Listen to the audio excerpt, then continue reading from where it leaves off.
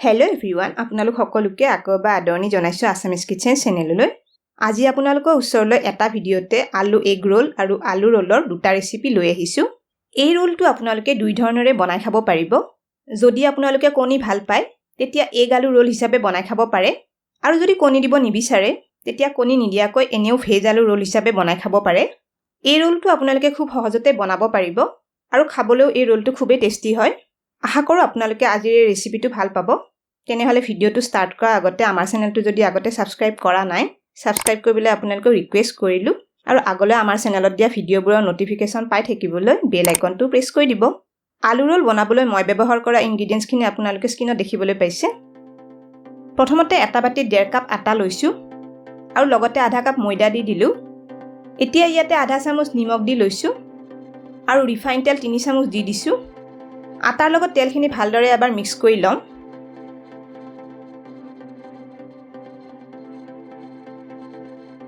এয়া অলপ পানী লৈছোঁ।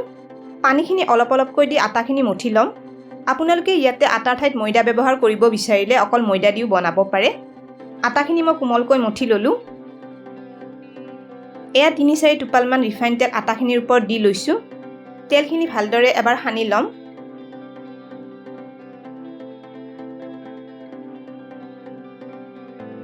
এতিয়া এখন ঢাকনি লগাই আটাৰ ডোটো 10-15 মিনিটৰ কাৰণে ৰাখি দিম। এইফালে এখন পেন গেছত বহুৱাই দিছোঁ। পেনখনত ডাঙৰ চামুচেৰে 4 চামুচমান ৰিফাইন তেল দি লৈছোঁ। তেলখিনি অলপ গৰম হৈ অহাত কেইটামান গোটা জিৰা দি দিলোঁ। এটা মিহিকৈ কাটি লোৱা পিঁয়াজ দি লৈছোঁ। পিঁয়াজখিনি এবাৰ লৰাই দিছোঁ আৰু এই আধা চামুচ আদা নহৰু পেষ্ট দি ল'লোঁ। এইখিনি কেঁচা গোন্ধটো যোৱালৈ 2 মিনিটমান কম জুইত ভাজি ল'ম। এইখিনিতে এটা ৰিকুৱেষ্ট কৰিলোঁ, ভিডিঅ'টো চাই যদি ভাল পাইছে এটা লাইক কৰি দিব আৰু আপোনালোকৰ ফেমিলি আৰু ফ্ৰেণ্ডৰ মাজত আমাৰ ভিডিঅ'টো শ্বেয়াৰ কৰি দিব। 2 মিনিটমান পিছত ইয়াতে গুড়ি মছলাখিনিও দি ল'ম। এয়া আধা চামুচ হালধি দি দিলোঁ। জিৰা গুড়ি 1 চামুচৰ 3/4 এভাগ দিছোঁ। 1 চামুচৰ 3/4 এভাগ ধনিয়া গুড়ি দিছোঁ। জালুকৰ গুড়ি 1 চামুচৰ 3/4 এভাগ দি দিলোঁ আৰু জলকীয়া গুড়ি 1 চামুচৰ 3/4 এভাগ দি দিলোঁ। মছলাখিনি এবাৰ ভালদৰে মিক্স কৰি লৈছোঁ আৰু এয়া টমেটো চচ ডাঙৰ চামুচেৰে 1 চামুচ দি দিলোঁ। চচখিনিও ভালদৰে এবাৰ মিলাই লৈছোঁ। এয়া এটা কাটি লোৱা কেঁচা জলকীয়া দি দিলোঁ আৰু মিহিকৈ কাটি লোৱা অলপ কেপচিকাম দিছোঁ। এইখিনি এবাৰ লৰাই মিক্স কৰি দিছোঁ। এতিয়া মছলাখিনিত সিজাই লোৱা 3টা আলু দি ল'লোঁ। এই আলুখিনি মই আগতে এবাৰ ভালদৰে পিটিকি মিহি কৰি লৈছোঁ। আলুখিনিও মছলাখিনিৰ লগত এবাৰ মিক্স কৰি লৰাই দিলোঁ। এয়া অলপ নিমখ সোৱাদ অনুসৰি দি লৈছোঁ। চাট মছলা আধা চামুচ দিছোঁ আৰু লগতে আধা চামুচ গৰম মছলা দি দিলোঁ। এতিয়া গোটেইখিনি ভালদৰে মিক্স কৰি 2 মিনিটমান ভাজি ল'ম। এই আলু মছলাখিনিত আপোনালোকে যদি কিবা চব্জি দিব বিচাৰে তেতিয়া গাজৰ, বিন বা বন্ধাকবি এনেকুৱা ধৰণৰ চব্জি অলপ কাটি মিক্স কৰি দিব পাৰে, আৰু মছলাবোৰৰ পৰিমাণ নিজে ভাল পোৱা ধৰণেৰে কম বেছি কৰি ল'ব পাৰে। আলু মছলাখিনি ভজা হৈ গৈছে। এতিয়া এইখিনি ৰাখি দিম। 10 মিনিটমান পিছত আটাখিনিৰ পৰা ঢাকনিখন আঁতৰাই লৈছোঁ। আটাখিনি আকৌ 1 মিনিটমান মঠি লৈছোঁ। আটাখিনিৰ পৰা এখন পৰঠাৰ জোখাৰে এটা লাড়ু উলিয়াই লৈছোঁ। এই আটাখিনিৰে মোৰ 3খন পৰঠা হৈ যাব। লাড়ুটো দুহাতেৰে ঘূৰাই ঘূৰাই গোল কৰি লৈছোঁ। বেলনা এখনত অলপ শুকান আটা ছটিয়াই লৈছোঁ। এতিয়া ইয়াতে লাড়ুটো বেলি ল'ম।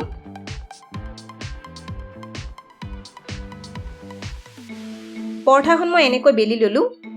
এইখন এনেকুৱা অলপ ডাঠ কৰি ৰাখিছোঁ, মানে ৰুটিৰ নিচিনা বেছি পাতল কৰি লোৱা নাই। পৰঠাখিনি সেকিবলৈ টাৱা এখন গেছত বহুৱাই দিছোঁ। টাৱাখন গৰম হৈ অহাত পৰঠাখন দি ল'লোঁ।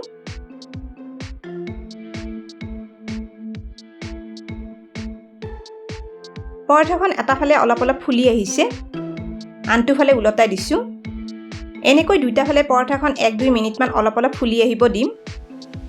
1 মিনিটমান পিছত এয়া অলপ ৰিফাইন তেল পৰঠাখনৰ এটা ফালে সানি দি ল'লোঁ। এতিয়া আনটো ফালেও অলপ অলপ ৰিফাইন তেল সানি দিছোঁ। এতিয়া গেছৰ মিডিয়াম ফ্লেমত পৰঠাখন দুইটা ফালে অলপ অলপ ৰঙচুৱা হৈ অহালৈ সেকি ল'ম। দেখিছেনে পৰঠাখন দুইটা ফালে ধুনীয়া ৰঙচুৱা হৈ আহিছে। পৰঠাখন সেকা হৈ গৈছে। প্লেট এখনত পৰঠাখন উঠাই লৈছোঁ। এয়া মই গোটেইখিনি পৰঠা বনাই ল'লোঁ। এতিয়া ৰোলখিনি শ্বেপ দি ল'ম। ৰোলৰ ভিতৰত দিবলৈ এয়া মিহিকৈ কাটি লোৱা এটা পিঁয়াজ লৈছোঁ। পিঁয়াজখিনিত 2 চামুচ নেমু ৰস দি ল'লোঁ। এয়া অলপ জালুকৰ গুড়ি পিঁয়াজখিনি দি লৈছোঁ আৰু অলপ চাট মছলাও দি ল'লোঁ। এইখিনি এবাৰ মিক্স কৰি লৈছোঁ। এই মছলাখিনি আপোনালোকে সোৱাদ অনুসৰি দি ল'ব পাৰিব। এয়া এটা কণী বাতিত লৈছোঁ।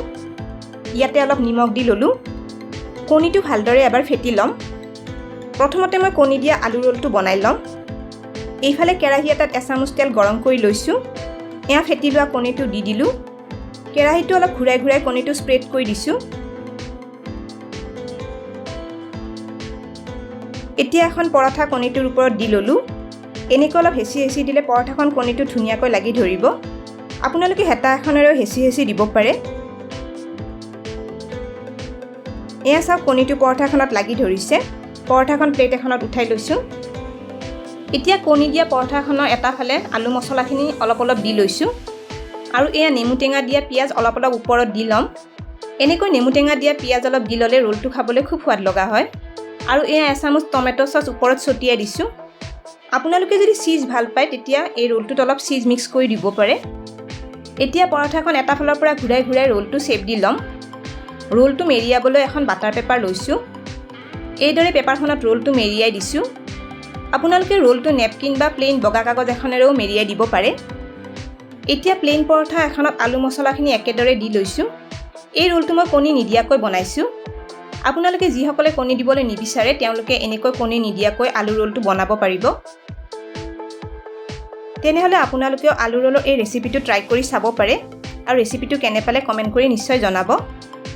ভিডিঅ'টো শেষলৈকে চোৱাৰ বাবে অশেষ ধন্যবাদ জনালোঁ আৰু ভিডিঅ'টো ভাল পালে লাইক আৰু শ্বেয়াৰ কৰি দিব। স্ক্ৰীনত দেখা পোৱা ৰেচিপিকেইটা চাবলৈ মই ৰিকমেণ্ড কৰিলোঁ। ভিডিঅ'কেইটা চাবলৈ ৰেচিপিটোৰ ফটোখনৰ ওপৰত ক্লিক কৰিলেই হ'ল। তেনেহ'লে আজিলৈ আহিছোঁ। আকৌ লগ পাম আৰু এটা নতুন ৰেচিপিৰ সৈতে।